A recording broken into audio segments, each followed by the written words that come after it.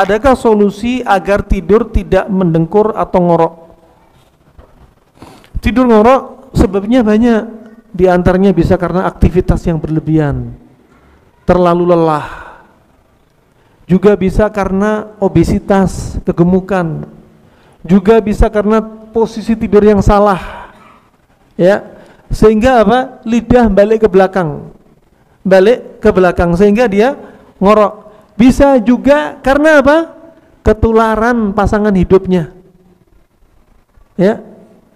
Saya dulu nggak ngorok, sekarang kok ngorok. Ini gara-gara kamu ini. Karena apa? Manjalis janis.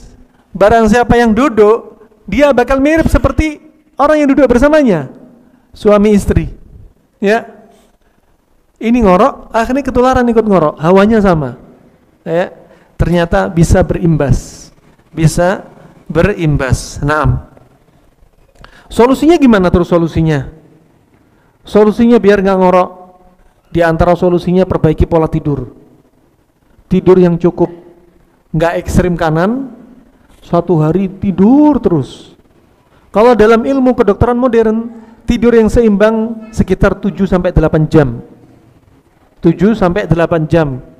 Ya. Kalau orang penuntut ilmu, para dai, aib ini tidur terlalu banyak, 7 sampai 8 jam, kebanyakan. Ya. Nah, kemudian apa posisi tidurnya? Miring ke kanan.